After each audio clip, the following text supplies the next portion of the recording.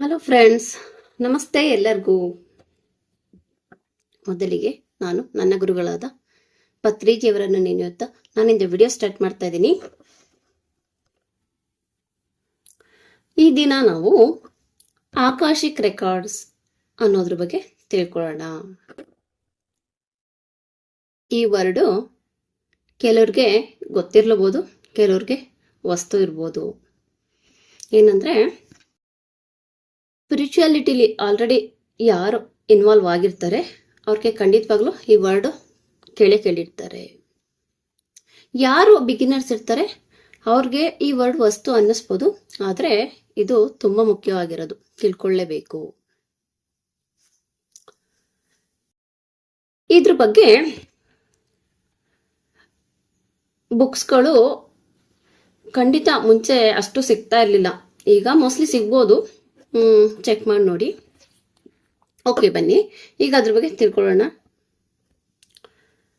ಈ ವಿಡಿಯೋ ನೋಡ್ಬೇಕಾದ್ರೆ ಹೊಸೊಬ್ರಿಗೆ ಕೆಲವೊಂದು ವರ್ಡ್ಸು ಅಷ್ಟು ನೀಟಾಗಿ ಅರ್ಥ ಆಗದೆ ಇರ್ಬೋದು. ಬಟ್ ಈಗ ಎಷ್ಟು ಅರ್ಥ ಆಗುತ್ತೆ ಅಷ್ಟು ಅರ್ಥ ಮಾಡ್ಕೊಳ್ಳಿ.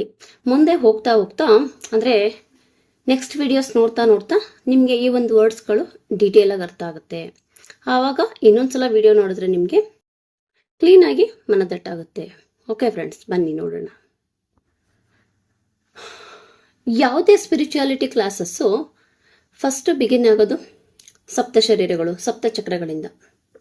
ಬಟ್ ಇದನ್ನ ನಾವು ಯಾಕೆ ತಿಳ್ಕೋಬೇಕು, ಅದು ಕ್ವಶನ್ನು.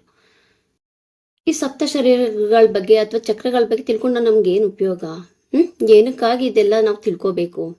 ಇದೆಲ್ಲ ವೇಸ್ಟ್ ಅಲ್ವಾ ಅಂತ ಕೆಲವ್ರಿಗೆ ಅನ್ನಿಸ್ಬೋದು. ಬಟ್ ಅದಕ್ಕೆ ಉತ್ತರ ಈ ವಿಡಿಯೋದಲ್ಲಿ ಸಿಗುತ್ತೆ. ಯಾಕಂದ್ರೆ ಎಲ್ಲರೂ ಅಷ್ಟೇ ಫಸ್ಟ್ ಅದನ್ನೆಲ್ಲ ಹೇಳ್ಕೊಟ್ಬಿಟ್ಟು ಆಮೇಲೆ ಆಕಾಶಿಕ್ ರೆಕಾರ್ಡ್ ಬಗ್ಗೆ ತಿಳಿಸ್ತಾರೆ. ಬಟ್ ನನಗೆ ಇಂಟ್ಯೂಷನ್ ಬಂದಿದ್ದ ಪ್ರಕಾರ ಫಸ್ಟು ಇದನ್ನು ತಿಳಿಸ್ಬಿಟ್ಟು ಆಮೇಲೆ ಅದನ್ನು ತಿಳಿಸ್ಬೇಕು ಅಂತ. ಅಂದರೆ ಈ ವಿಡಿಯೋ ನೋಡ್ತಾ ನೋಡ್ತಾ ನಿಮ್ಗೆ ಗೊತ್ತಾಗುತ್ತೆ ಯಾವ್ಯಾವ ವರ್ಡ್ಸ್ ಬರುತ್ತೆ, ಯಾವ್ಯಾವ ಬಾಡೀಸ್ ಇದ್ರಲ್ಲಿ ಬರುತ್ತೆ. ಸೊ ಇದೆಲ್ಲ ತಿಳ್ಕೊಳ್ಳೋದ್ರಿಂದ ನಮಗೆ ಏನೇನು ಅನುಕೂಲ ಆಗುತ್ತೆ ಅಂತ ಇವಾಗ ಗೊತ್ತಾಗುತ್ತೆ. ಬನ್ನಿ ಫ್ರೆಂಡ್ಸ್, ಈಗ ಕಂಟಿನ್ಯೂ ಮಾಡೋಣ. ಮೊದಲಿಗೆ ಆಕಾಶಿಕ್ ರೆಕಾರ್ಡ್ ಅನ್ನೋ ಮೀನಿಂಗ್ ಅನ್ನು ತಿಳ್ಕೊಂಬಿಡೋಣ.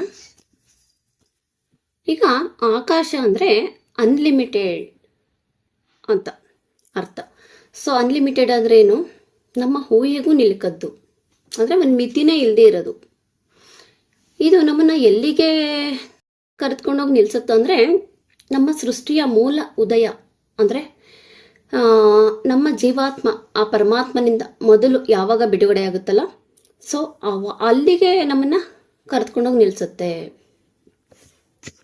ಅಂದ್ರೆ ನಾವು ಪರಮಾತ್ಮನಿಂದ ಸೆಪ್ರೇಟ್ ಆಗಿ ನಮ್ಮ ಮೊದಲನೇ ಜನ್ಮದಿಂದ ನಾವು ನಮ್ಮ ಇಂದಿನ ಜನ್ಮದವರೆಗೂ ನಾವೆಷ್ಟು ಜನ್ಮ ತಗೊಂಡಿರ್ತೀವಿ, ಆ ಜನ್ಮದಲ್ಲೆಲ್ಲ ನಾವು ಯಾವ ಥರ ಲೈಫ್ ಲೀಡ್ ಮಾಡಿರ್ತೀವಿ, ನಾವು ಏನು ಯೋಚನೆ ಮಾಡಿರ್ತೀವಿ, ನಾವೇನು ಮಾತಾಡ್ಕೊಂಡಿರ್ತೀವಿ, ಫ್ಯೂಚರಲ್ಲಿ ನಾವು ಏನು ಮಾಡಬೇಕು ಅಂದ್ಕೊಂಡಿರ್ತೀವಿ, ಅಷ್ಟು ಇನ್ಫಾರ್ಮೇಷನ್ನು ಸಹ ಈ ಒಂದು ಆಕಾಶಿಕ್ ರೆಕಾರ್ಡ್ನಲ್ಲಿ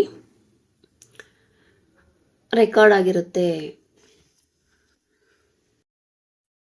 ಇದನ್ನು ನಾವು ಯಾವಾಗ ನೋಡ್ಬೋದು? ಬನ್ನಿ ನೋಡೋಣ. ಈ ಆಕಾಶಿಕ್ ರೆಕಾರ್ಡ್ನ ನಾವು ಇನ್ನೂ ಒಂದು ಮಾತಲ್ಲಿ ಹೇಳ್ಬೇಕಂದ್ರೆ ಆ ದೇವರು ನಮಗಾಗಿ ಇಟ್ಟಿರುವ CC ಕ್ಯಾಮ್ರಾ ಅಂತ ಹೇಳ್ಬೋದು. ಅಂದರೆ ಸ್ಪೈ ಕ್ಯಾಮ್ರಾ.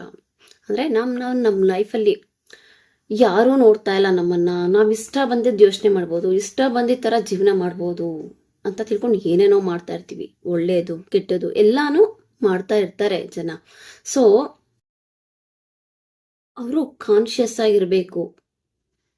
ಯಾಕಂದ್ರೆ ಪ್ರತಿಯೊಂದು ಸಹ ನಮ್ಮ ಈ ಒಂದು ಯೂನಿವರ್ಸಲ್ ಇರೋ ಈ ಒಂದು ಆಕಾಶಿಕ್ ರೆಕಾರ್ಡಲ್ಲಿ ರೆಕಾರ್ಡ್ ಆಗ್ತಾ ಇರುತ್ತೆ, ವಿಡಿಯೋ ರೀತಿ ರೆಕಾರ್ಡ್ ಆಗ್ತಾ ಇರುತ್ತೆ.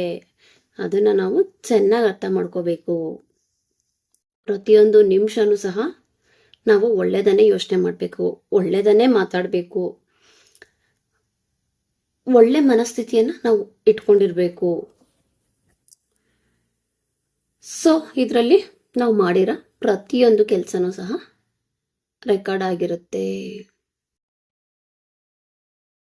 ಈ ಒಂದು ಬುಕ್ಕು ಗೋಲ್ಡನ್ ಕಲರ್ ಅಲ್ಲಿ ಇರುತ್ತೆ ಅಂತ ತಿಳ್ಕೊಂಡಿರೋ ಸೀನಿಯರ್ ಮಾಸ್ಟರ್ಸ್ ಹೇಳ್ತಾರೆ. ಸೊ ನಮ್ಮ ಎಲ್ಲ ಡೇಟಾಸು ಸಹ ಈ ಒಂದು ಬುಕ್ಕಲ್ಲಿ ಡಿಕೋಡ್ ಆಗಿರುತ್ತೆ. ಸೊ ಆಕಾಶಿಕ್ ರೆಕಾರ್ಡ್ ನಾವು ಆಕ್ಸೆಸ್ ಮಾಡೋದು ಹೇಗೆ ಅಂದರೆ, ಅದು ನಾವು ಎರಡು ರೀತಿ ಆಕ್ಸೆಸ್ ಮಾಡ್ಬೋದು. ಒಂದು ನಮ್ಮ ಮರಣದ ನಂತರ, ಮತ್ತೊಂದು ನಮ್ಮ ಧ್ಯಾನದಲ್ಲಿ. ಎರಡೂ ರೀತಿ ನಾವು ಇದನ್ನು ಆಕ್ಸೆಸ್ ಮಾಡ್ಬೋದು. ಈ ಒಂದು ಬುಕ್ನಲ್ಲಿ ಬರೀ ಥಿಯರಿ ಜ್ಞಾನ ಯಾವುದೂ ಇರೋದಿಲ್ಲ. ಇಲ್ಲಿ ಎಲ್ಲ ಅನುಭವ ಜ್ಞಾನ ಒಂದೇ ಡಿಕೋಡ್ ಆಗ್ತಾ ಬರುತ್ತೆ. ಏನಂದರೆ, ಈ ನಮ್ಮ ಆತ್ಮದ ಅಸ್ತಿತ್ವ ಸೃಷ್ಟಿಯ ರಚನೆ ಶುರು ಆದಾಗಿಂದ ಇದುವರೆಗೂ ವಿವಿಧ ಜನ್ಮಗಳ ಮೂಲಕ ನಡ್ಕೊಂಡೇ ಬರ್ತಾ ಇದೆ. ಅಂದರೆ ನಾವು ಸೃಷ್ಟಿ ಕ್ರಿಯೇಟ್ ಆದಾಗಿಂದ ನಾವು ಎಷ್ಟೋ ಜನ್ಮಗಳನ್ನ ತಗೋತಾ ಬಂದಿದ್ದೀವಿ. ಅಂದರೆ ರೂಪಗಳು ಬೇರೆ ಬೇರೆ ಆಗ್ತಾ ಬಂದಿದೆ ಅಷ್ಟೇ, ಆದರೆ ನಮ್ಮ ಆತ್ಮದ ಅಸ್ತಿತ್ವ ಮಾತ್ರ ಒಂದೇ ಆಗಿದೆ. ಅಂದರೆ ನಮ್ಮ ಆತ್ಮದ ಅಸ್ತಿತ್ವ ಸೃಷ್ಟಿ ರಚನೆ ಆದಾಗಿನಿಂದ ಹಿಡಿದು ಇದುವರೆಗೂ ಜೀವಂತವಾಗಿದೆ. ಅಂದರೆ ಆ ಒಂದು ಕಾನ್ಷಿಯಸ್ನೆಸ್ ಯಾವಾಗಲೂ, ಅದಕ್ಕೆ ಸಾವು ಅನ್ನೋದು ಇರೋದೇ ಇಲ್ಲ. ಶ್ರೀಕೃಷ್ಣನು ಸಹ ಗೀತೆಯಲ್ಲಿ ಇದನ್ನೇ ಹೇಳಿದ್ದಾರೆ, ಯಾವುದೇ ಆತ್ಮ ಸದಾಕಾಲ ಜೀವಂತವಾಗಿರುತ್ತೆ, ಅದಕ್ಕೆ ಸಾವು ಅನ್ನೋದು ಇರೋದೇ ಇಲ್ಲ ಅಂತ. ಅದೇ ಸಹ ಇಲ್ಲೂ ಆಗ್ತಾ ಇದೆ. ಒಂದೇ ಆತ್ಮ ವಿವಿಧ ಅಂದರೆ ಬೇರೆ ಬೇರೆ ಡೈಮೆನ್ಷನ್ಗಳಲ್ಲಿ ಬೇರೆ ಬೇರೆ ರೀತಿ ಜನ್ಮನ ತಗೊಂಡಿರುತ್ತೆ. ಇನ್ನು ಕೆಲವು ಕಡೆ ನಾವು ನೋಡ್ತೀವಿ, ಈಗ ಸಾಯಿಬಾಬಾ ಕತೆ ಕೇಳಿದಾಗ ಅಥವಾ ರಾಘವೇಂದ್ರ ಅವ್ರದ್ದು ಈ ದತ್ತ ಚರಿತ್ರೆ ಇರ್ಬೋದು, ಈ ಗುರುಗಳದೆಲ್ಲ ಓದ್ಬೇಕಾದ್ರೆ ನಾವು ನೋಡಿರ್ತೀವಿ, ಒಬ್ಬ ಮನುಷ್ಯ ಒಂದೇ ಟೈಮ್ನಲ್ಲಿ 2-3 ಕಡೆ ಕಾಣಿಸ್ಕೊಂಡಿದ್ದಾರೆ. ಅಂದರೆ 3 ಭಕ್ತರಿಗೆ ಒಂದೇ ಟೈಮಲ್ಲಿ ಬೇರೆ ಬೇರೆ ಸ್ಥಳಗಳಲ್ಲಿ ದರ್ಶನ ಕೊಟ್ಟಿದ್ದಾರೆ. ಇದೆಲ್ಲ ಹೇಗೆ ಸಾಧ್ಯ ಆಯಿತು? ಅಂದರೆ ಅವ್ರ ಆತ್ಮದ ಅಸ್ತಿತ್ವ ಬೇರೆ ಬೇರೆ ಡೈಮೆನ್ಷನ್ಗಳಲ್ಲಿ ಆ ಒಂದು ಟೈಮಲ್ಲಿ ಇತ್ತು. ಅಂದರೆ ಇದರಿಂದಾನೇ ನಾವು ತಿಳ್ಕೊಬೋದು, ವಿವಿಧ ಡೈಮೆನ್ಷನಲ್ಲಿ ಇದ್ರೂ ಸಹ ಆತ್ಮವು ತನ್ನ ಕೆಲಸ ತಾನು ಮಾಡ್ತಾನೆ ಇರುತ್ತೆ ಅಂತ. ಓಕೆ, ಇದು ಕೆಲವೊಂದು ಬಿಗಿನರ್ಸ್ಗೆ ಸ್ವಲ್ಪ ಅರ್ಥ ಆಗೋದು, ಈ ಟಾಪಿಕ್ ಸ್ವಲ್ಪ ಕಷ್ಟನೇ. ಬಟ್ ಮುಂದೆ ಹೋಗ್ತಾ ಹೋಗ್ತಾ ಇನ್ನೂ ವಿಡಿಯೋನು ಮುಂದೆ ನೋಡ್ತಾ ನೋಡ್ತಾ ಖಂಡಿತವಾಗ್ಲೂ ನಿಮಗೆ ಅರ್ಥ ಆಗ್ತಾ ಹೋಗುತ್ತೆ. ಆಮೇಲೆ ಇನ್ನೂ ಒಂದ್ಸಲ ಈ ವಿಡಿಯೋನ ಮತ್ತೆ ಮತ್ತೆ ನೋಡ್ತಾ ಇರಿ, ಆವಾಗ ಇನ್ನೂ ಚೆನ್ನಾಗಿ ಅರ್ಥ ಆಗುತ್ತೆ. ಈಗ ಆಕಾಶಿಕ್ ರೆಕಾರ್ಡ್ ಅಂದರೆ ಏನು ಅಂತ ನಾವು ತಿಳ್ಕೊಂಡ್ವಿ. ಸೊ ಈಗ ಒಬ್ಬ ಮನುಷ್ಯ ಅವನ ದೇಹ ತ್ಯಾಗದ ನಂತರ ಅದನ್ನು ಅವನು ಯಾವ ರೀತಿ ಆಕ್ಸೆಸ್ ಮಾಡ್ತಾನೆ ಅನ್ನೋದನ್ನು ತಿಳ್ಕೊಳ್ಳೋಣ.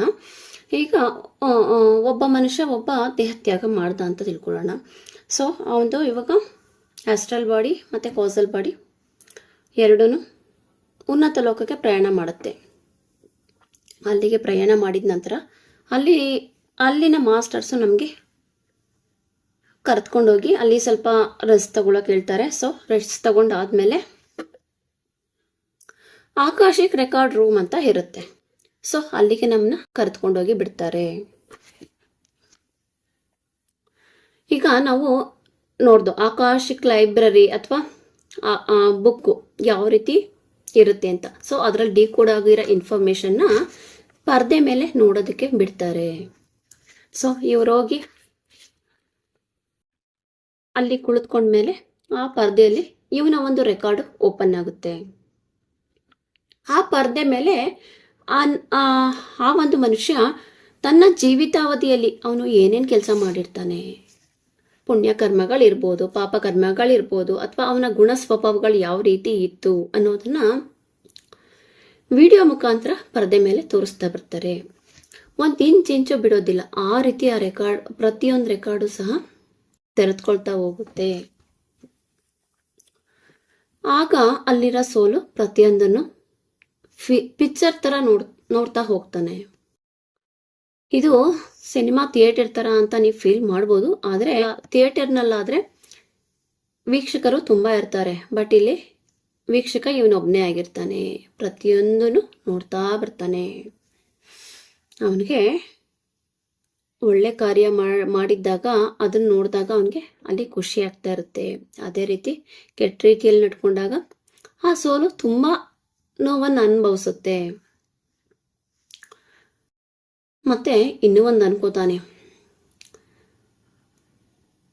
ನಾನು ಭೂಮಿ ಮೇಲೆ ಜನ್ಮ ತೆಗೆದುಕೊಂಡೋಗಿ ನಾನು ಏನೇನು ಮಾಡ್ಕೊಂಡು ಬಂದಿದ್ದೀನಿ, ನಾನು ಹೋಗಿದ್ದ ಕೆಲಸ ಕಂಪ್ಲೀಟ್ ಆಗಿದೆಯಾ, ಇದೆಲ್ಲ ಕ್ವಶನ್ಸು ಅವನಿಗೆ ಮನಸ್ಸಲ್ಲಿ ರೈಸ್ ಆಗುತ್ತೆ. ಸೊ ಅದೆಲ್ಲ ಚೆಕ್ ಮಾಡ್ಕೊಳ್ತಾ ಹೋಗ್ತಾನೆ. ಸೊ ಇಷ್ಟೆಲ್ಲ ಆಕಾಶಿಕ್ ರೆಕಾರ್ಡಿಂದ ತಿಳ್ಕೊಂಡು ನೆಕ್ಸ್ಟ್ ಫ್ಯೂಚರ್ ಏನು ಮಾಡಬೇಕು ಅನ್ನೋದನ್ನು ಅವನು ಅಲ್ಲಿ ಡಿಸೈಡ್ ಮಾಡ್ತಾನೆ. ಸೊ ಇವನಿಗೆ ಹೆಲ್ಪ್ ಮಾಡೋದಕ್ಕೆ ಅಲ್ಲಿ ಇವನಿಗೆ ಗೈಡ್ಸ್ ಅಂತ ಒಂದಿಬ್ಬರು ಇರ್ತಾರೆ. ಸೊ ಅವರು ಇದೆಲ್ಲ ನೋಡಾದ್ಮೇಲೆ ಗೈಡ್ ಮಾಡ್ತಾರೆ. ಒಂದು ಸ್ವಲ್ಪ ದಿನ ಆ ಸೋಲು ಅಲ್ಲೇನೆ ಪಾಠ ಕಲಿತ್ಕೊಳ್ಳುತ್ತೆ. ನೆಕ್ಸ್ಟ್ ಜನ್ಮ ತೆಗೆದುಕೊಳ್ಳೋಕೆ ಮುಂಚೆ ಈ ಒಂದು ಪ್ರೋಸೆಸ್ ಮೇಲೆ ಆಗ್ತಾ ಇರುತ್ತೆ. ನಮ್ಮ ಇಂದಿನ ಪೂರ್ವಜರ ಕಾಲದಲ್ಲಿ ಸೊ ಇದೆಲ್ಲ ಹೇಳಿದ್ರೆ ಅವ್ರಿಗೆ ಅರ್ಥ ಆಗಲ್ಲ, ಇದೆಲ್ಲ ಹೇಳಿದ್ರೆ ಅವ್ರು ಅಕ್ಸೆಪ್ಟ್ ಮಾಡಲ್ಲ ಅಂದ್ಬಿಟ್ಟು ಸೊ ಅವರು ನಮ್ಮ ಪೂರ್ವಜರು ಏನು ಮಾಡ್ತಿದ್ರು ಅಂದರೆ ಸ್ಪಿರಿಚುವಲ್ ಮಾಸ್ಟರ್ಸ್ ಹೇಳ್ತಾ ಇರೋದು ನಾನು. ಅವರು ಇವ್ರಿಗೆ ಒಂದು ಕತೆ ಮೂಲಕ ಹೇಳ್ಕೊಂಡು ಬಂದರು. ಏನು, ಯಮ ಚಿತ್ರಗುಪ್ತ ನಾವು ತೀರೋದ ತಕ್ಷಣ ಯಮ ಬಂದು ನಮ್ಮನ್ನ ಕರ್ಕೊಂಡು ಹೋಗ್ತಾರೆ. ಮತ್ತು ಅಲ್ಲಿ ನಮ್ಮ ಒಂದು ಪುಣ್ಯ ಮತ್ತು ಪಾಪದ ಫಲಗಳ ಪುಸ್ತಕ ಅಕೌಂಟ್ ಬುಕ್ನ ಚಿತ್ರಗುಪ್ತ ಅವರು ತೆಗೆದು ತೋರಿಸ್ತಾರೆ. ಈ ರೀತಿ ಒಂದು ಕಾನ್ಸೆಪ್ಟಲ್ಲಿ ಅವರು ಜನಗಳಿಗೆ ತಿಳಿಸ್ತಾ ಇದ್ರು. ಯಾಕಂದರೆ ಇಷ್ಟು ಡೀಟೇಲಾಗಿ ಹೇಳಿದ್ರೆ ಅಂದರೆ ಕೆಲವ್ರು ಅರ್ಥ ಮಾಡ್ಕೊಳ್ತಿದ್ರು ಮತ್ತು ಎಷ್ಟೋ ತುಂಬ ಜನಕ್ಕೆ ಅರ್ಥ ಆಗ್ತಾ ಇರಲಿಲ್ಲ ಅನ್ನೋ ಒಂದು ಕಾರಣಕ್ಕೆ ಈ ರೀತಿ ಕಾನ್ಸೆಪ್ಟಲ್ಲಿ ಹೇಳ್ಕೊಂಬಂದರು. ಬಟ್ ಒಳಗಿರೋ ತಿರುಳು ಮಾತ್ರ ಒಂದೇ ಆಗಿತ್ತು. ಸೊ ಅವ್ರು ಆ ಥರ ಹೇಳ್ತಿದ್ರು. ಇದು ಸೈಂಟಿಫಿಕ್ ಆಗಿ ಈ ಥರ ಪ್ರಾಸೆಸ್ ಆಗುತ್ತೆ ಅಲ್ಲಿ ಮೇಲೆ. ಇದೆಲ್ಲ ಇಲ್ಲಿರೋರ್ಗೆ ಹೇಗೆ ಗೊತ್ತಾಗುತ್ತೆ ಅಂದರೆ, ಈಗ ಧ್ಯಾನದಲ್ಲಿ ಎಷ್ಟೋ ಮಾಸ್ಟರ್ಸ್ಗೆ ಮೆಸೇಜಸ್ ಬರುತ್ತೆ, ಅಥವಾ ಧ್ಯಾನದಲ್ಲಿ ಅವರು ಆ ಪ್ಲೇಸ್ಗೆ ಹೋಗಿ ನೋಡ್ತಾರೆ. ಈ ಒಂದು ಶಕ್ತಿನ ಅವರು ಧ್ಯಾನದ ಮೂಲಕ ಪಡ್ಕೋತಾರೆ. ಸೊ ಈ ರೀತಿ ನೋಡಿರೋರು ಸೊ ಅಲ್ಲಿನ ಇನ್ಫಾರ್ಮೇಷನ್ಸ್ ಎಲ್ಲ ನಮಗೆ ತಿಳಿಸ್ತಾ ಬರ್ತಾರೆ. ನಮ್ಗಾಗಲ್ಲ ಅಂತ ಏನಿಲ್ಲ. ಸೊ ನಾವು ಆ ರೀತಿಯ ಶಕ್ತಿನ ನಾವು ಗಳಿಸ್ಕೋಬೇಕಷ್ಟೆ. ಧ್ಯಾನದಲ್ಲಿ ನಾವು ದೈವಶಕ್ತಿ ಹೆಚ್ಚು ಹೊಂದುತ್ತಾ ಹೋಗ್ತೀವಿ, ನಮಗೂ ಸಹ ಎಲ್ಲ ನೋಡೋ ಶಕ್ತಿ ಖಂಡಿತವಾಗ್ಲೂ ಬರುತ್ತೆ. ಮೇಯ್ನು ಧ್ಯಾನದಿಂದ ನಾವು ಪಡ್ಕೋಬೇಕಷ್ಟೆ. Okay friends, ಇವತ್ತಿಗೆಷ್ಟಿರಲಿ. ಮುಂದೆ ಆಕಾಶಿಕ್ ರೆಕಾರ್ಡ್ ಬಗ್ಗೆ ಇನ್ನೂ ಕೆಲವು ವಿಷಯಗಳಿದೆ. ಸೊ ಮುಂದೆ ಖಂಡಿತವಾಗ್ಲೂ ತಿಳ್ಕೊಳ್ಳೋಣ. ಈಗ ಸಿಂಪಲ್ ಆಗಿ ನಾನು ಎಷ್ಟು ತಿಳಿಸ್ಬೇಕು ನಾನು ಕೈಲಾದಷ್ಟು ತಿಳಿಸಿದ್ದೀನಿ. ಈ ಒಂದು ಟಾಪಿಕ್ ಸ್ವಲ್ಪ ಕಷ್ಟ ಇದೆ, ಬಟ್ ಏನು ಮಾಡೋಕ್ಕಾಗಲ್ಲ, ತಿಳಿಸ್ಲೇಬೇಕು. ಇದು ಫೌಂಡೇಶನ್ ಥರ. ಇದು ತಿಳ್ಕೊಂಡು ಹೋದ್ರೆ ನಾವು ನೆಕ್ಸ್ಟು ನಮ್ಮ ಸಪ್ತ ಶರೀರಗಳ ಬಗ್ಗೆ ಆಗಿರ್ಬೋದು, ಸಪ್ತ ಚಕ್ರಗಳ ಬಗ್ಗೆ ಆಗಿರ್ಬೋದು ತಿಳ್ಕೊಳ್ಳೋಕ್ಕೆ ಅನುಕೂಲ ಆಗುತ್ತೆ. ಯಾಕಂದರೆ ಮೂಲ ಬುನಾದಿ ಇಲ್ಲಿದೆ. ಅದೆಲ್ಲ ತಿಳ್ಕೊಂಡ್ರೇ ನಾವು ಮುಂದೆ ಮೇಲೆ ಲೆವೆಲ್ಗೆ ನಾವು ರೀಚ್ ಆಗೋಕ್ಕೆ ಸಾಧ್ಯ ಆಗುತ್ತೆ. ಸ್ಪಿರಿಚುಯಾಲಿಟಿಯಲ್ಲಿ ಒಂದು ಗೋಲ್ ಅಂತ ಇರಲೇಬೇಕು ಎಲ್ಲರಿಗೂ. ಗೋಲ್ ಅಂದ್ರೇನು? ಮುಕ್ತಿ ಹೊಂದೋದು. ಅದು ಎಲ್ಲರಿಗೂ ಗೊತ್ತಿರೋ ವಿಷಯನೇ. ಬಟ್ ಯಾವ ಲೆವೆಲ್ಗೆ, ಅದು ಗ್ರ್ಯಾಜುವಲಿ ಯಾವ್ಯಾವ ರೀತಿ ನಾವು ಒಂದೊಂದು ಲೆವೆಲ್ನ ರೀಚ್ ಮಾಡಬೇಕು ಅನ್ನೋದು ಹೋಗ್ತಾ ಗೊತ್ತಾಗುತ್ತೆ. ಖಂಡಿತವಾಗ್ಲೂ ಒಂದು ವಿಡಿಯೋನೂ ಮಿಸ್ ಮಾಡದೆ ನೋಡಿ. ಯಾಕಂದರೆ ನಾನು ಹೇಳಿದ್ನಲ್ಲ, ಒಂದೊಂದು ವಿಡಿಯೋಗೂ ಮತ್ತೊಂದು ಲಿಂಕ್ ಆಗ್ತಾ ಹೋಗುತ್ತೆ. ಒಂದು ಬಿಟ್ಟರೆ ಮತ್ತೊಂದು ಅರ್ಥ ಆಗಲ್ಲ. ಆ ರೀತಿ ಈಗ ಎಷ್ಟು ಅರ್ಥ ಆಗಿದೆ ಅಷ್ಟು ನೋಡಿ. ಮುಂದೆ ಮತ್ತೆ ಈ ವಿಡಿಯೋ ರಿಪೀಟ್ ಮಾಡಿ ನೋಡಿ. ಓಕೆ, ಯಾರು ಹೊಸದಾಗಿ ವಿಡಿಯೋ ನೋಡ್ತಾ ಇದ್ರೆ ಖಂಡಿತವಾಗ್ಲೂ ನಮ್ಮ ಚಾನಲ್ ಎಥಿಕ್ಸ್ ವರ್ಲ್ಡ್ ಕನ್ನಡವನ್ನು ಸಬ್ಸ್ಕ್ರೈಬ್ ಮಾಡ್ಕೊಂಡು ನೋಡಿ. ಹಾಗೂ ಈ ವಿಡಿಯೋ ಇಷ್ಟ ಆದರೆ ಲೈಕ್ ಮಾಡಿ, ಶೇರ್ ಮಾಡಿ. ಓಕೆ, ಧನ್ಯವಾದಗಳು.